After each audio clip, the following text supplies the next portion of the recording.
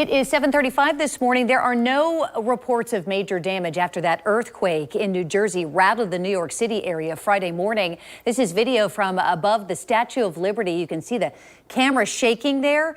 Earthquakes are uncommon in the Northeast, but they do happen, as we saw on Friday. They are even less likely in our area. You know, Florida is not without its own history of quakes. According to the U.S. Geological Survey, a magnitude 4.4 quake actually happened near Putnam County in 1879.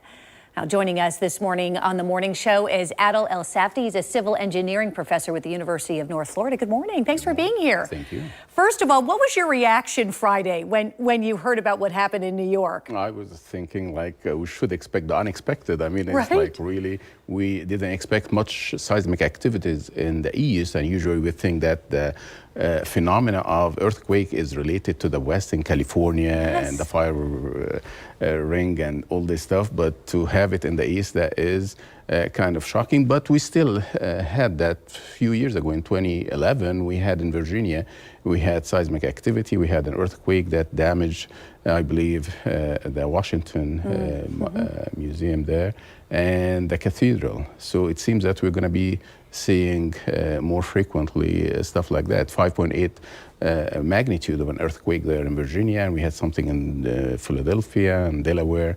So it seems it's happening. Right, and so I think that everybody just needs to be prepared. I know that Florida is not prone to them, certainly, but we all travel. That's you know, right. We're used to hurricanes here and sometimes tornadoes as well. But when it comes to earthquakes, I want to talk a little bit about that for just a minute. We also, though, have some video from a coffee shop, actually, in New York. If you'll watch, the building starts to kind of shake. People kind of slowly, they're standing up. They eventually walk outside.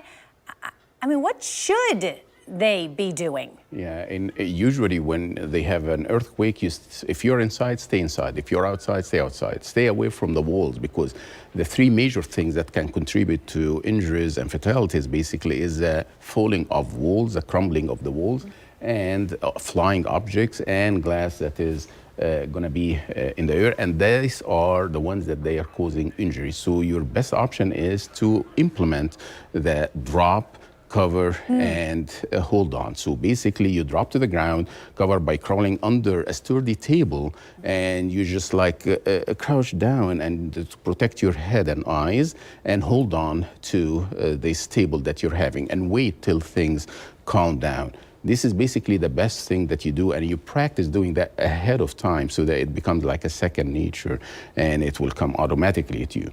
The worst thing that happens is that you start taking elevator, for instance, you start getting closer to the outside walls and the windows. These are going to get you in trouble, because they found that the huge percentage of injuries happen within 10 feet from the entrance of a building. So if you are inside the building, just stay inside and just practice these three things that you're having. And bear in mind as well that fire can happen. This is one of the most related hazards associated with seismic activities. Seismic activity is a huge amount of force that's happening, and we should take that seriously and be aware of any kind of glass, any kind of leakage of gas. I think that there's an instinct, and you can see because they're just not used to having an earthquake in New York, why they responded the way they did. But I think there is an instinct to just run outside because you're worried, where we see in other areas that, you know, a building, and particularly maybe more in third world countries, but a building comes down on top of you. But what you're saying is don't run outside. Don't run outside. And the danger of running outside is that the walls will fall. Even bricks can just break loose from the building itself and can cause injuries. We've learned, certainly, and we warn our viewers also during instances in which there could possibly be a tornado in the area, to go to a room that doesn't have any windows, a bathroom. Right. Is that a good idea or not then when it comes to earthquakes? It is advised to have something without any windows so that the flying debris and stuff cannot hurt you.